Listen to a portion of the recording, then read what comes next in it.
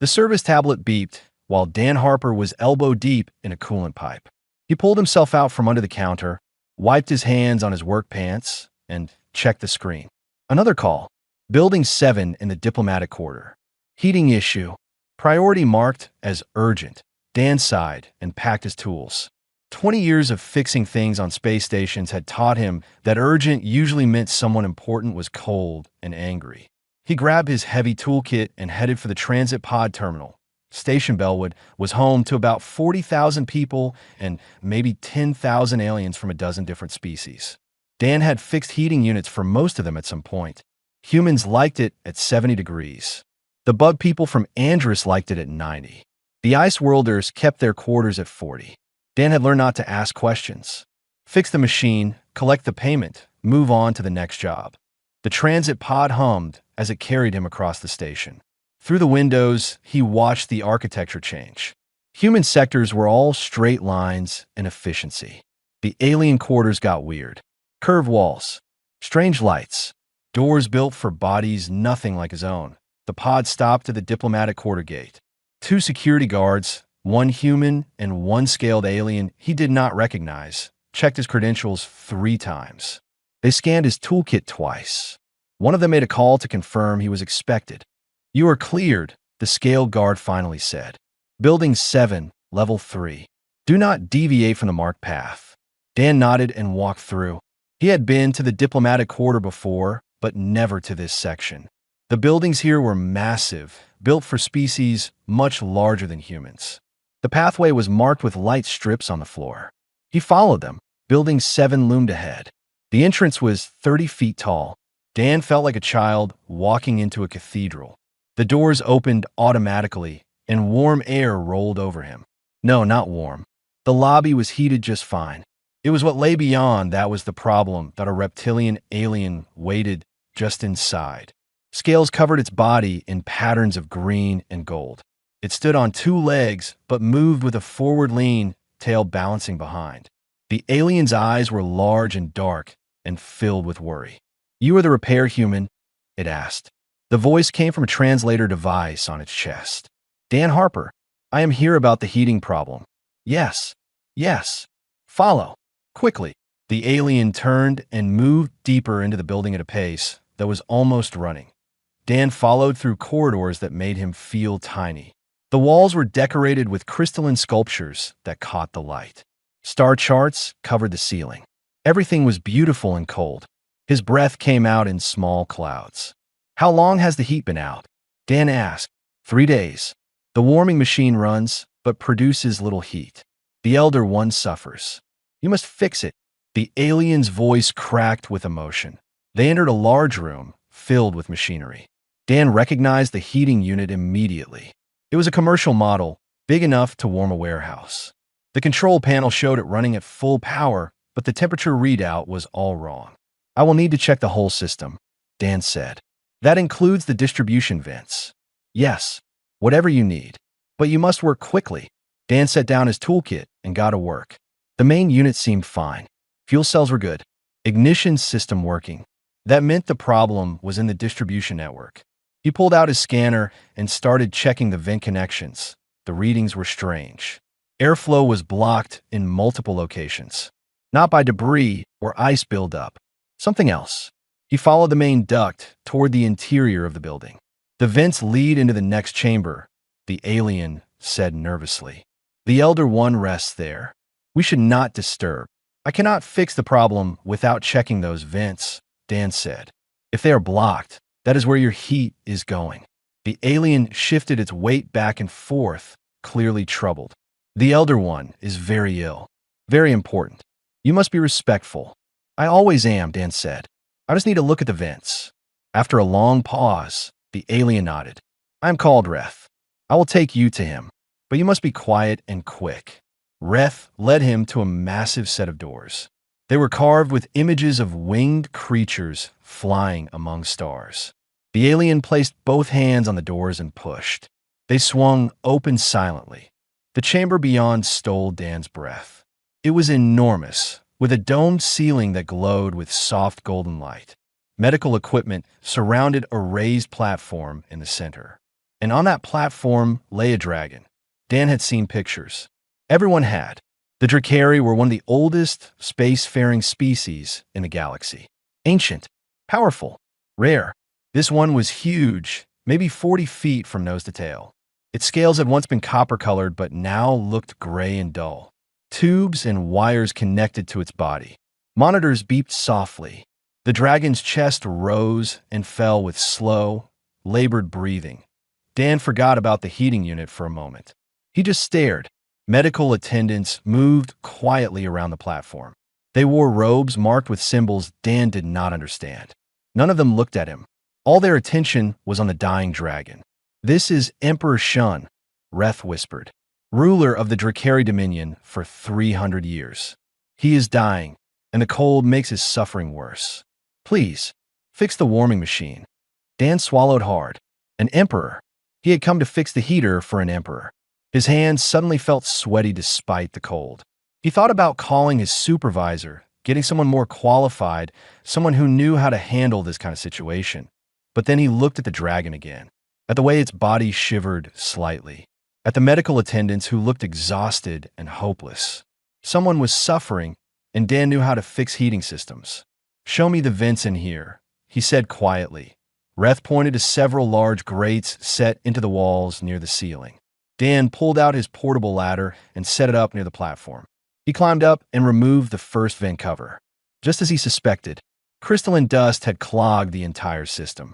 It must have come from some of the medical equipment that he was pulling out his cleaning tools when he felt something. A presence, a weight of attention.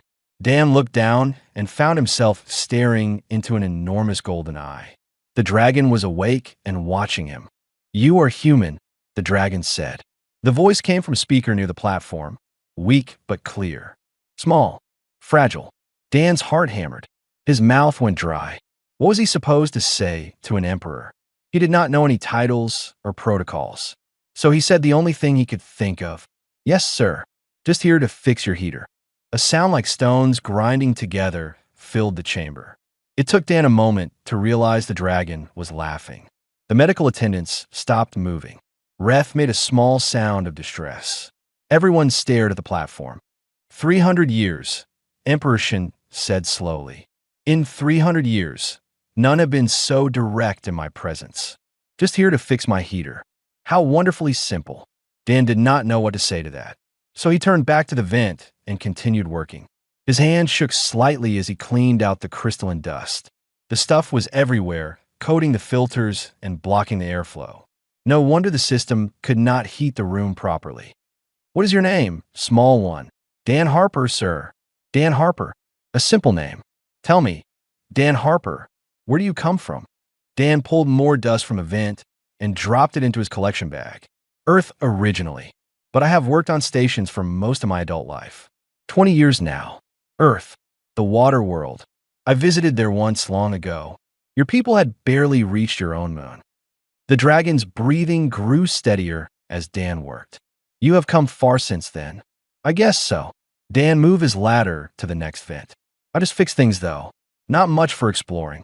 Fixing things is noble work. Creation and maintenance. Without people like you, all our grand civilizations would crumble." The Emperor watched Dan work with what seemed like genuine interest. "Do you have a family?" The question caught Dan off guard. He paused with his cleaning tool halfway into the vent. "A daughter, Amy. She is 12. Lives with her mother on station Kepler most of the time. You must miss her." "Every day." Dan resumed his work. "But I see her when I can. She wants to be a pilot. Keeps talking about flying between stars. A worthy dream. The young should always look upward." The Emperor's voice grew quieter. "I had children once. 3. 2 died in the war with the Krell. The third now leads our fleets across the outer rim." Dan finished with his second vent and moved to the third. The work was methodical. Clean, check, replace. He had done it 1,000 times. But this time felt different. He was aware of the weight of attention on him. Not just from the Emperor, but from every Drakari in the room. "I am dying," the Emperor said suddenly. "I suppose that is obvious. My organs fail one by one. The doctors say I have perhaps a week remaining." Dan stopped working. He looked down at the massive dragon. "I am sorry. Are you? You do not know me. I am just another customer requiring your services. You're someone who is suffering. That is enough. Another grinding laugh. You are an unusual human, Dan Harper.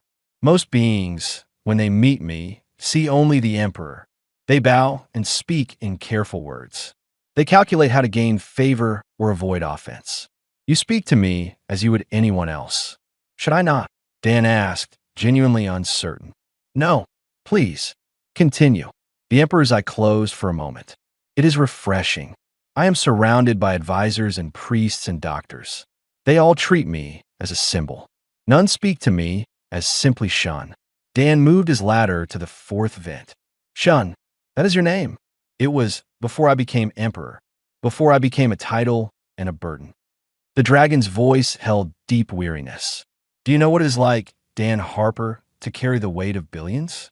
To know that your every decision shapes the fate of worlds? For 3 centuries I have borne that weight. And now, at the end, I find I am tired. So very tired. The vent cleaning was nearly finished.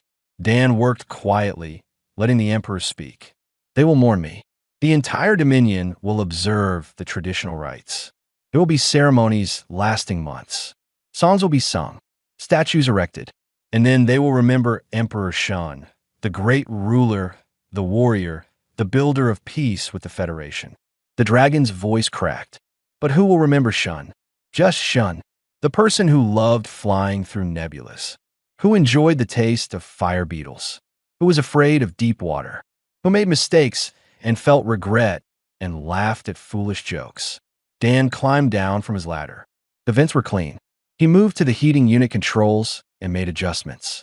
The system hummed differently now, more powerfully. Warm air began flowing properly through the chamber. There, Dan said. Should feel warmer in a few minutes. He started packing his tools, but the Emperor spoke again. Wait, please, stay a moment. Dan paused. Is something else broken? No, the warmth returns already. I can feel it. The Emperor's scales seemed to brighten slightly as heat filled the room. I wish to ask you something. It may seem strange. Okay, how do you face the darkness, Dan Harper? How do small, brief lives like yours find meaning when you know you will die?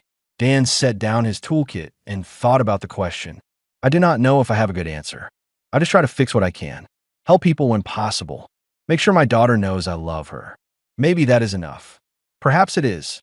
The Emperor was quiet for a long time. I have ruled worlds, led armies, negotiated treaties that shaped the galaxy. And yet, as death approaches, I find myself envious of you. Your simple life, your small concerns, the heater that needs fixing, the daughter who dreams of stars. Medical monitors showed improving readings. The Drakari attendants relaxed slightly as their Emperor's vital signs stabilized. The warmth spreading through the chamber seemed to be helping. Dan picked up his toolkit again. I should file my report. Let you rest. You have a kind heart, Dan Harper. Thank you for the warmth. Both kinds. Dan nodded and turned toward the door. He had taken 3 steps when the Emperor called out again. Dan Harper, would you come back tomorrow? Not to fix anything, simply to talk. I find your company comforting. Every Drakari in the room turned to stare at Dan. Reth made a sound like choking. The medical attendants looked shocked. Dan did not understand the significance of the request, but he heard the loneliness in the Emperor's voice. Sure, Dan said. My schedule is flexible. What time works for you? Dan returned the next day, carrying a thermos of coffee and a sandwich. He had not thought much about what to bring when visiting a dying dragon emperor. Food seemed safe. The security guards recognized him and waved him through without the extensive checks from before. Reth met him at the entrance, looking less panicked than yesterday, but still nervous. The Elder One has been asking for you since dawn. He refused morning meditation, told the priest to leave him alone until you arrived. Sorry, traffic was bad in the commercial sector. Coolant leak had 3 corridors closed. Reth led him to the chamber. The warmth hit Dan immediately. The heating system was working perfectly. Emperor Shun lay on his platform, surrounded by less medical equipment than before. He looked more alert, his golden eyes tracking Dan as he entered. Dan Harper returns. Excellent. I feared you might reconsider. I said I would come. Dan pulled up a chair someone had left near the platform. How are you feeling? Warmer. More comfortable. The doctors are pleased, though they know it changes nothing. I still die. Simply more comfortably now. The Emperor shifted his massive body slightly. Tell me about your work. What is it like to fix things for a living? Dan settled into his chair and opened his coffee. Mostly boring. Replace parts. Clean filters. Calibrate systems. Sometimes it gets interesting when something breaks in a weird way. You enjoy it. I do. There is something satisfying about taking something broken and making it work again. People are happy when their heat comes back on or their water runs clear. Simple problems with simple solutions. I envy that simplicity. My problems have always been complex.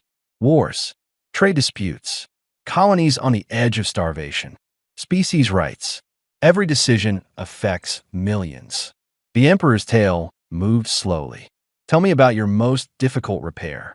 Dan thought back. Station Gamma 7 about 5 years ago. Entire water recycling system failed.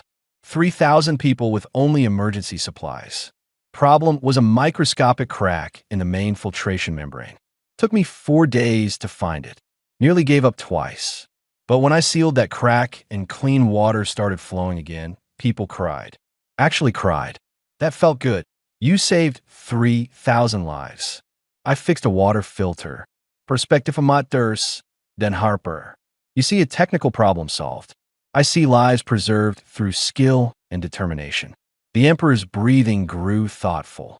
In my youth, I led a fleet against the Krell invasion. We won a great victory. Save an entire sector. I was celebrated as a hero. But I remember the faces of the warriors who died under my command. Thousands of faces. They haunt me still. Dan sipped his coffee. War is different from fixing water filters. Is it? Both preserve life. Both require skill and courage. The difference is scale, perhaps, but not meaning. The Emperor watched Dan carefully. You do not seem impressed by my title, by my accomplishments. Should I be? Dan asked. You seem like someone who is tired and scared and lonely. Title does not change that. Silence filled the chamber. Several attendants looked horrified. Reth moved toward Dan as if to escort him out. But Emperor Shin made a sound that might have been a sigh. No, it does not change that. You are correct. The dragon's voice softened. I'm tired, Dan Harper. So tired. Tired of being strong. Tired of carrying the weight. Tired of being emperor instead of just Shun. And yes, I'm afraid. Terrified, actually, of the darkness. Of being forgotten. Of dying alone despite being surrounded by people. Dan set down his coffee. You are not alone right now. No, I am not. The Emperor's, I focused on him with intensity. Why did you come back? You fulfilled your work obligation. You owe me nothing. You asked me to. That is all. Duty. Dan considered the question. My dad died when I was 20. Cancer. Near the end, he did not want to talk about big things. Did not want family crying around his bed. He just wanted someone to sit with him and talk about normal stuff. Sports, weather, neighborhood gossip. So I did. Sat with him every day for 2 months. Just talk. Dan's voice caught slightly. You reminded me of him yesterday. So I came back. The Emperor's I glistened. I'm sorry for your loss. It was a long time ago. Grief does not follow a schedule. The dragon shifted again. Tell me about your daughter. Amy, yes? She wants to be a pilot. Dan's face brightened. She's obsessed with ships. Has models all over her room. Knows every engine type, every navigation system. She is smart. Smarter than me. Gets that from her mother. You and her mother are separated. Divorced. 5 years now. We wanted different things. She wanted stability, a home on a planet. I wanted to keep moving station to station. Neither of us was wrong. Just incompatible. Den Sruget. We are better as friends than we were as married. Wisdom in that. Many cannot achieve such clarity. The Emperor's breathing grew heavier. I was mated once. Truly mated, not arranged for politics. She died 200 years ago. I have missed her every day since. What was her name? Sura, like crystals singing. She had silver scales and the sharpest mind I ever encountered. Could argue me into circles. Made me laugh when I was drowning in duty. The Emperor's voice filled with warmth. I named my daughter after her, my only surviving child. She commands our fleets now, strong and fierce and brilliant. I am proud of her, but I have not told her enough. Maybe you should. Maybe I should. The Emperor went quiet for several minutes. Dan drank his coffee and ate half his sandwich. The silence felt comfortable rather than awkward. Dan Harper, may I ask you something unusual? Sure. Would you stay longer today? Not just a brief visit. Stay through the afternoon. Into the evening, perhaps. I know you have other work, but I will compensate you for your time. Dan checked his schedule on his tablet. 2 minor calls, nothing urgent. I can stay, but you do not need to pay me. This is not work. Then what is it? Sitting with someone who needs company. That is just being decent. The Emperor's scales seemed to brighten. Thank you, Dan Harper. You have no idea what your presence means to me. Hours passed. Dan talked about fixing air circulators on Station Bellwood. Emperor Shun talked about negotiating peace with the Terran Federation 30 years ago. They shared stories, one ordinary and one extraordinary, finding common ground in the details. Station lights dimmed to evening cycle. Medical attendants changed shifts. Reth brought Dan food and water without being asked. The Emperor seemed more alive than he had in weeks, asking questions, laughing at Dan's stories about difficult customers. There was this one Androsian, Dan said, who kept calling me because their quarters were too hot. I would come, check everything, adjust the temperature down. 2 days later, same call. Too hot. This went on for a month. What was the problem? Their kid kept turning the heat up while they slept. Thought it was funny. When I finally figured it out and told the parent, they were so embarrassed they gave me a bonus. Dan smiled at the memory. Kid was grounded for a month. Emperor Shin laughed, that grinding stone sound. Younglings are universal troublemakers. When my daughter was small, she kept releasing the palace fish into the fountain systems. Took us weeks to catch them all.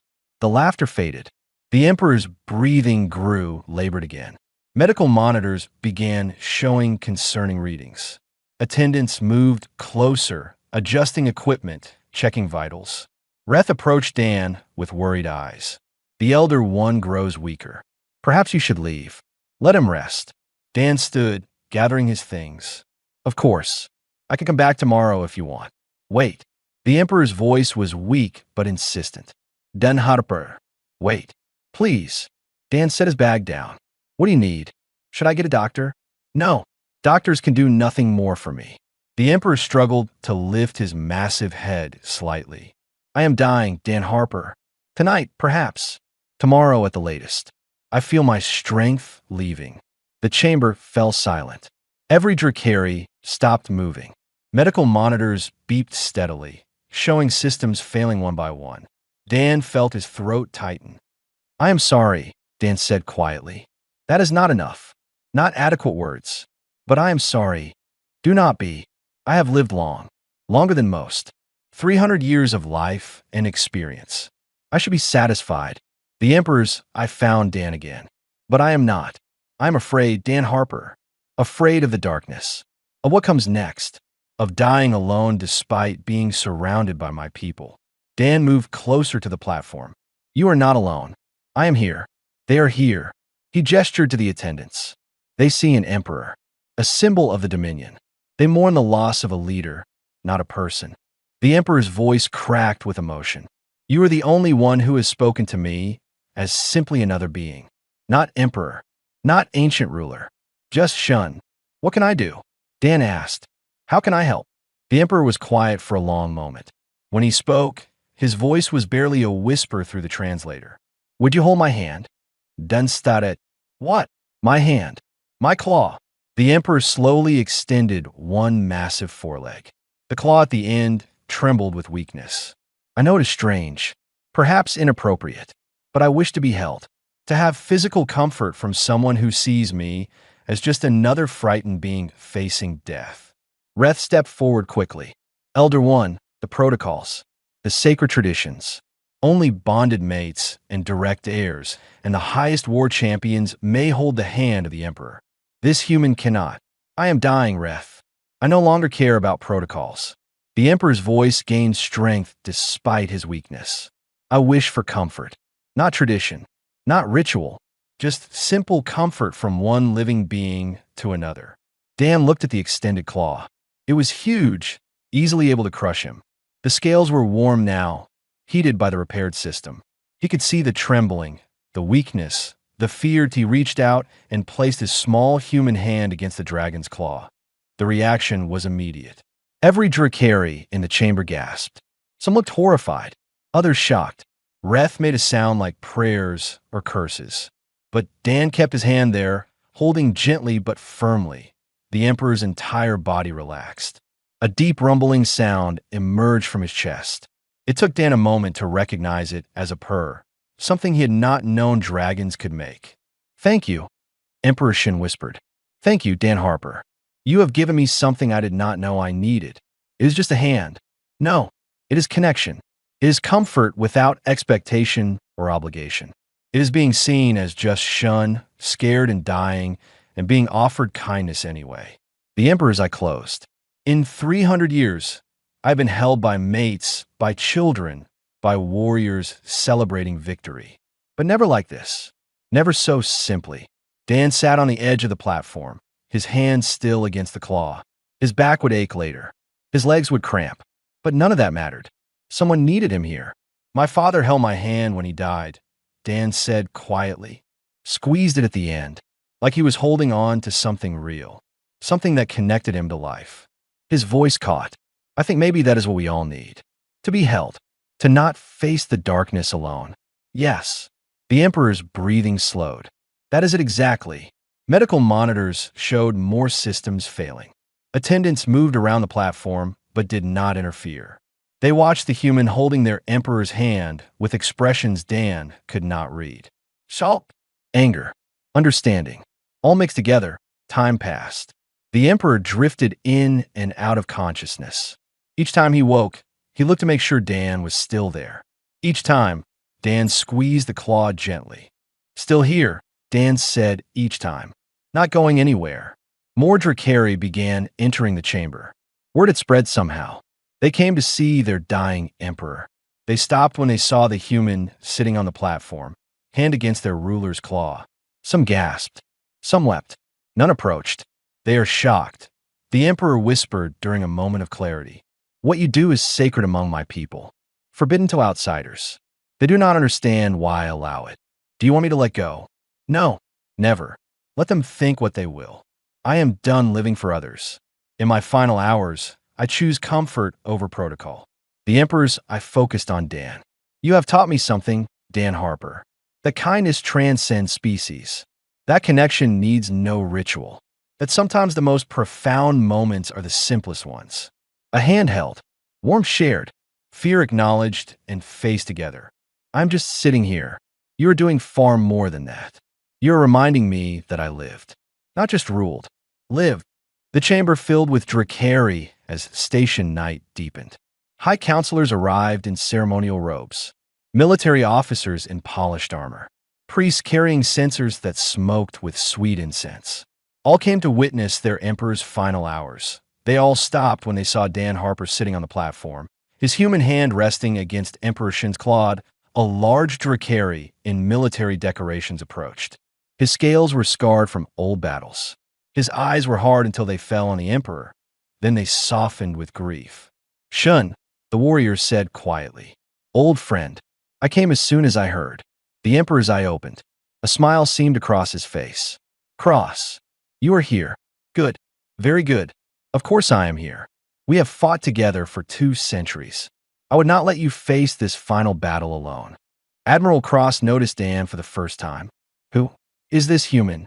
"Dan Harper. He fixed my heater. Now he keeps me company." The Emperor's voice held warmth. "Dan Harper, this is Admiral Cross. My oldest friend. He has saved my life more times than I can count." "Sir," Dan said, nodding respectfully but not moving his hand. Cross stared at their joined hands for a long moment. Understanding crossed his face. "You have found comfort at last. I am glad, old friend. Protocol be damned. You deserve peace." More Drakari arrived. The chamber became crowded. Dan felt terribly out of place, a small human among giants.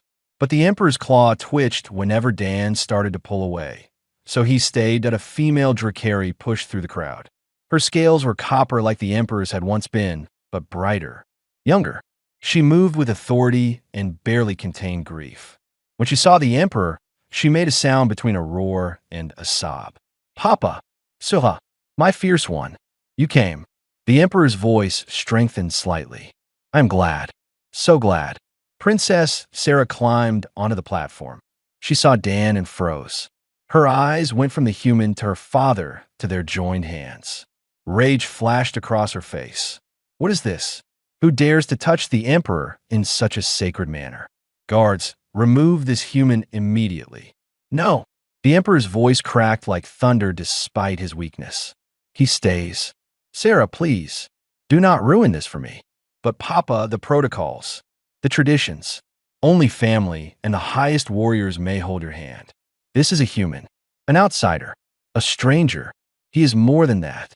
He is someone who sees me as just shun. Someone who sits with me not from duty or obligation, but from simple kindness. The Emperor looked at his daughter with ancient, tired eyes. I have been Emperor for 300 years. I have fulfilled every duty, followed every tradition, sacrificed everything for the Dominion. In my final hours, I wish to simply be a person receiving comfort from another person.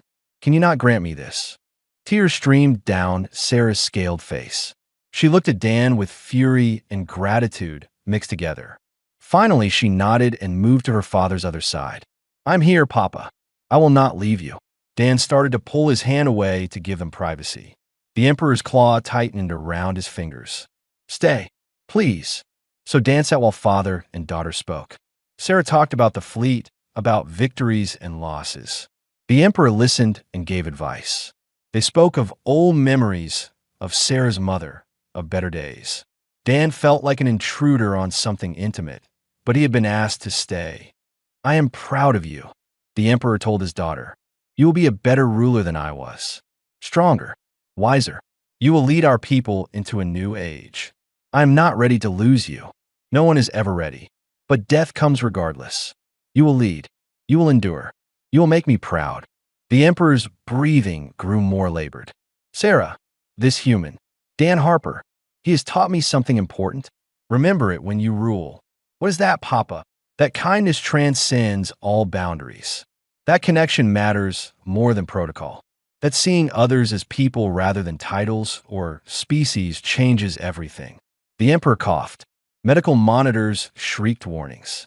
Be kind, Sarah, led with strength but also with compassion. That is my final command as your father. I will, Papa. I promise. The Emperor relaxed back onto his platform. His breathing steadied slightly.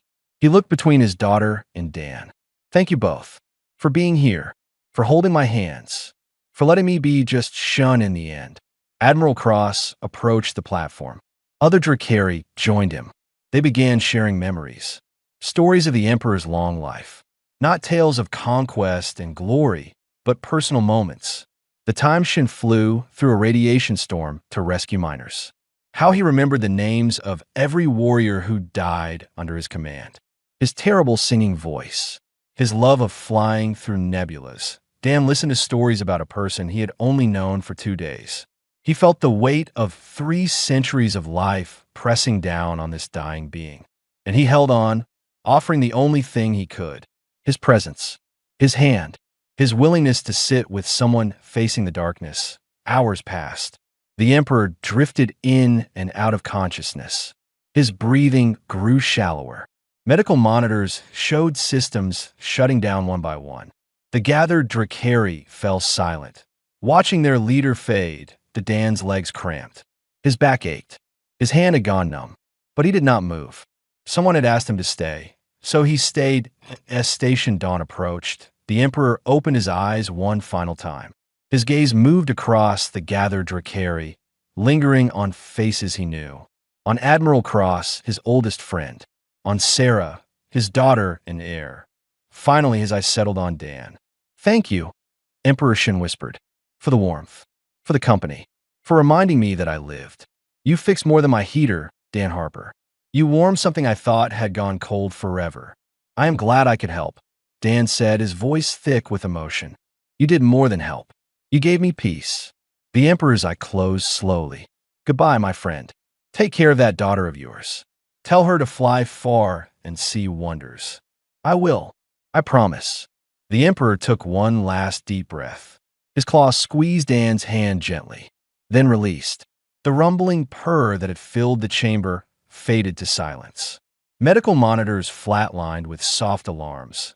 Emperor Shun, ruler of the Drakari Dominion for 300 years, was gone. A low, mournful sound rose from every Drakari throat. The death song, ancient and terrible and beautiful.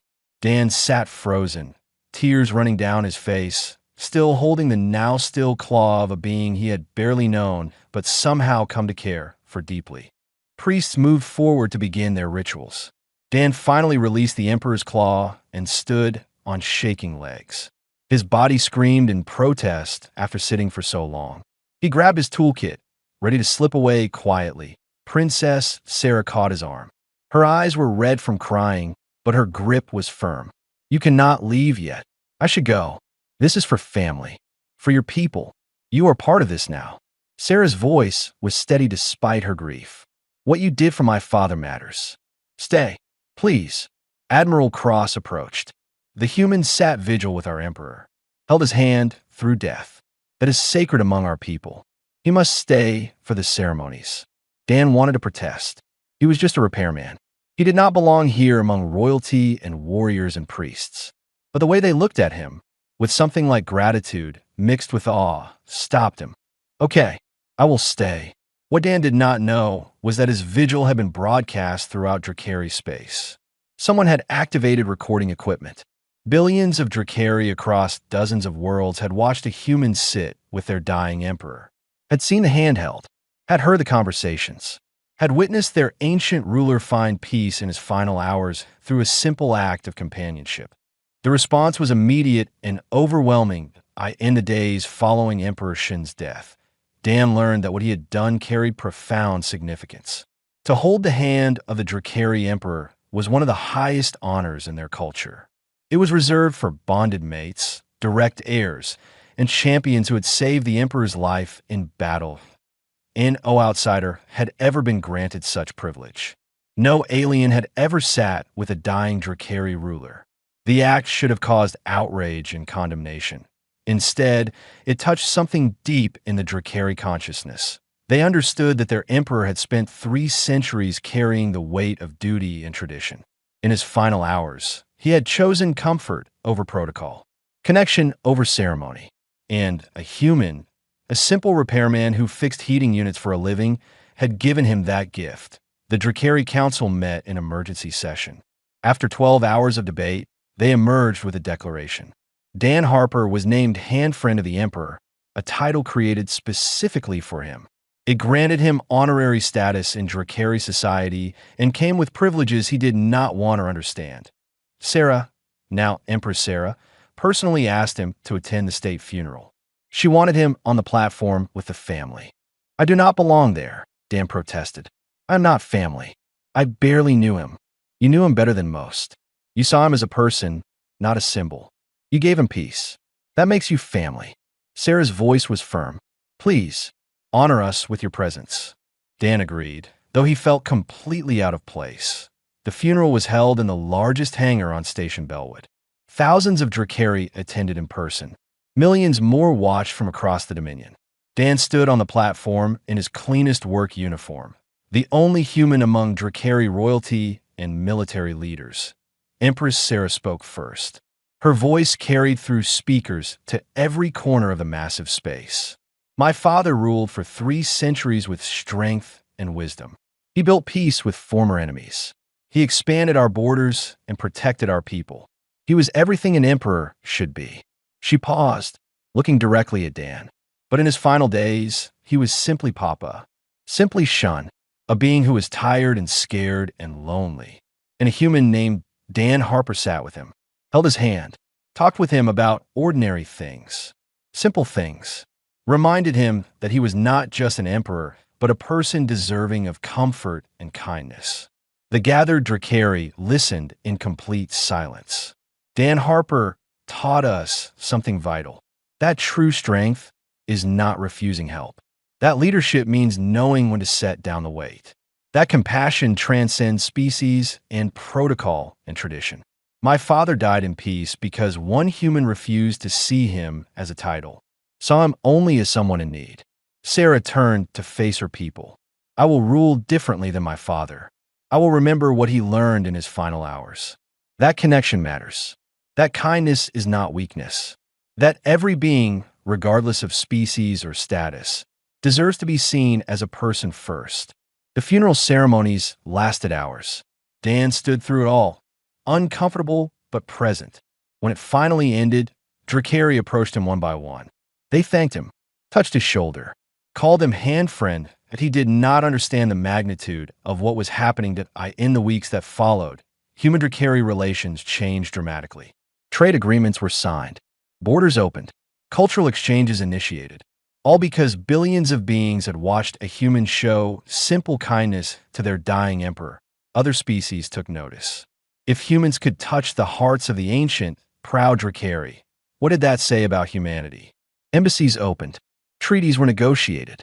Humanity's reputation shifted from useful newcomers to valued allies. All because one man sat with someone who was scared. Dan tried to return to his normal life. He went back to fixing heaters and air circulators. But his co-workers treated him differently now. With awe, with respect he had not earned and did not want. His daughter called him crying with pride. His ex-wife sent a message saying she always knew he had a good heart. Strangers recognized him on the station and stopped to shake his hand. Dan hated it. He just wanted to be a regular repairman again. 3 months after the funeral, a package arrived from the Drakari homeworld. Inside was a scale, copper-colored and warm to the touch, mounted on a beautiful stand. A note accompanied it in Sarah's handwriting. My father wanted you to have this. He shed it in his youth, when he was strong and full of fire. He wanted you to remember him that way, not as the dying elder you met, but as the person he was across all his years. A warrior, a leader, a father, a friend. Thank you for being there when we could not be. Thank you for seeing him as simply Shun. Dan placed the scale on his workbench where he could see it while he worked. Sometimes customers asked about it. He would tell them the story simply. I fixed a heater once, met someone who needed company, sat with them while they died. Turned out to be important. He never mentioned emperor or sacred protocols or galactic consequences. To Dan, it was always just sitting with someone who was scared. That was all. That was enough. Years later, a statue was unveiled in the Imperial Gardens on the Drakari homeworld. It showed Emperor Shun with his claw extended, resting in the hand of a small human figure. The inscription read, "In warmth and darkness, a hand held is an empire shared." Dan never saw it in person. He continued fixing heaters and air circulators across the stations. He visited his daughter when he could, watched her graduate pilot training, and take her first command of a transport ship. Sometimes, when work was slow, he would sit in his quarters and hold the copper scale. Remember an ancient dragon who just wanted to be seen as a person. Remember the weight of a massive claw trembling in his small hand.